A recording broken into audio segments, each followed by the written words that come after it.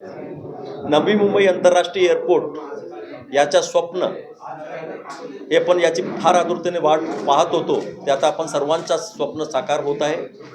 8 October 2025 रोजी माननीय पंतप्रधान मोदींनी या एअरपोर्टचं उद्घाटन केला आणि उद्याचा दिवस आहे. या नवी मुंबई आंतरराष्ट्रीय एअरपोर्टमधून फ्लाईट सुरू होत आहे, कमर्शियल फ्लाईट. पहिलेच दिवशी 30 फ्लाईट एअर ट्रॅफिक मूवमेंट आहे आणि जवळजवळ 4000 पॅसेंजर यामध्ये सहभागी होतीलच. पहिली फ्लाईट जो उद्या येणार आहे ते बेंगलोरवरून 8 वाजता येईल, 6E460, आणि जाणारी फ्लाईट जो आहे ते हैदराबादला 8:45ला जाईल, ते आहे 6E882. आणि या एअरपोर्टमुळे आपण येणारा जो अस्तित्वात असलेला एअरपोर्ट आहे छत्रपती शिवाजी इंटरनॅशनल एअरपोर्ट, त्याच्यामुळे ताण कमी होईल आणि याच्यामुळे आपले फक्त नवी मुंबईमध्ये नसेल तरी MMR आणि इतर रिजनमध्ये लोकांना यासाठी फार सोयीसुविधा उपलब्ध होईल. आणि हा एअरपोर्टची टोटल क्षमता 9 कोटी प्रवासी प्रति वर्ष असणार आहे. त्यापैकी टर्मिनल 1च्या उद्या 2 कोटी प्रवासी प्रति क्षमता आणि एअर कार्गोच्या 8 लाख मेट्रिक टन क्षमताचा या ठिकाणी उद्यापासून सुरू होईल. सर, उद्याला हे सुरू होत आहे, प्रवासी होत आहे, पण कार्गो पण होत आहे. उद्या कार्गो सुद्धा सुरू होत आहे आणि डोमेस्टिक कार्गो उद्या ज्याची क्षमता 8 लाख मेट्रिक टन प्रतिवर्षी असणार आहे, तेही उद्यापासून सुरू होत आहे.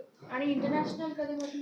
इंटरनॅशनल पॅसेंजर्स आणि इंटरनॅशनल कार्गो मार्च अखेरपर्यंत सुरू होईल. तसं सारखं आपण पूर्णपणे नियोजन करत आहोत. सर, थर्ड रनवे बद्दल आपण काय प्रोसेस सुरू केलेली आहे, त्याचं हे पण निघालेलं आहे, टेंडर संदर्भात पण काय झालेलं आहे? नुकतीच आपण थर्ड रनवेची फिजिबिलिटीसाठी आपण कन्सल्टंट नेमण्यासाठी टेंडर काढण्यात आलेला आहे.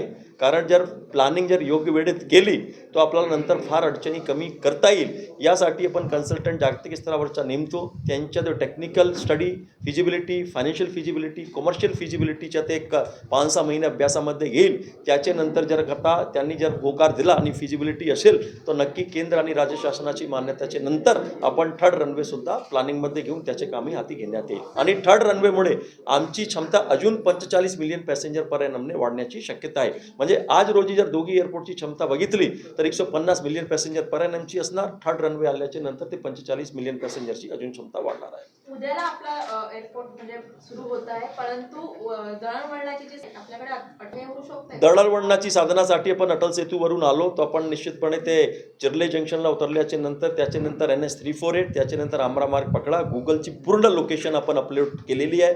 NMIA त्याच्यावर आला कोणती लोकेशनने जायच्या आणि त्याच्यासाठी आमरा मार्गवरून ऑलरेडी आम्ही हाफ किलोमीटर लिफ्टचं काम केलेलं आहे. त्यामुळे कुठेही त्यांना टर्न घेण्याची गरज नाही, डायरेक्ट त्या एअरपोर्टमध्ये जाईल.